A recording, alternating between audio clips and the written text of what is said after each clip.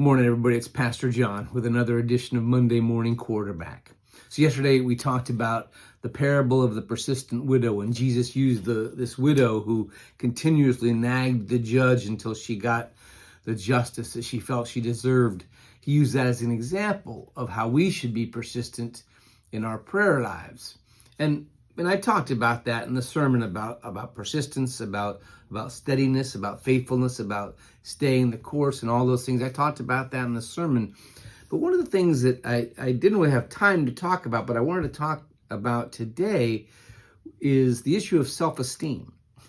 Now, that's not something that usually comes up in this parable, but I think it's an important thing to talk about, especially since next week we're going to be talking about humility when Jesus talks about the tax collector and the Pharisee.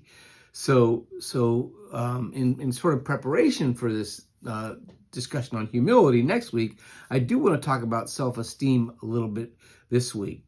I think Christians oftentimes get confused on what it means to be humble. I think we often think of ourselves as less than, and that's what humility means, that we think of ourselves as less than, less deserving of love, less qualified, less capable, less interesting, less whatever. We just kind of diminish something that is within us.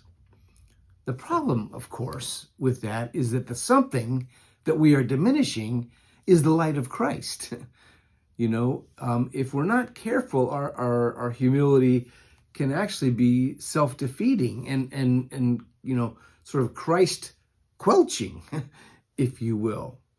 Now, this widow understood herself, even though the widows in the New Testament and in the Old Testament are really the symbolic of the poor, the most humble, the most marginalized, whatever you want to call them. Even though they're the symbol of those things, this widow was none of those things. She was not a shrinking violet. She did not accept the fact that because of her station in life, she did not deserve justice. She saw herself as a child of God, and because of that, she knew that she deserved justice.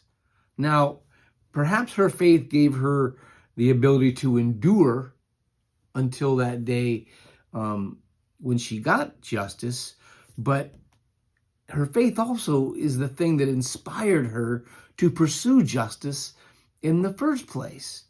You see, it's a fine line. And like I said, we'll talk more about this next week when we talk about humility, sort of the humility side of this coin.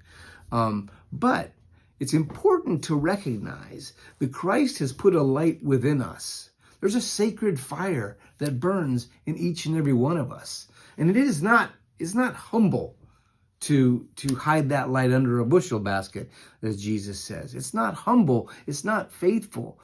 It's wasteful. God has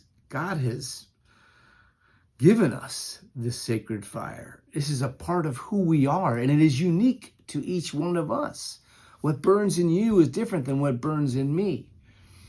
And yes, humility is important. And like I said, we'll talk about the humility side of this equation next week. But for right now, what's most important is we must recognize that we are the objects of the love and grace of God. That alone gives us value. That alone gives us meaning. That alone gives us purpose. That alone gives us worth.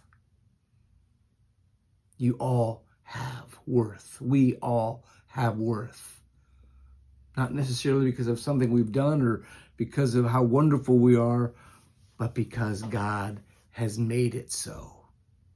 And because we have worth, we should have a healthy amount of self-esteem. Have a wonderful week, my friends. God bless.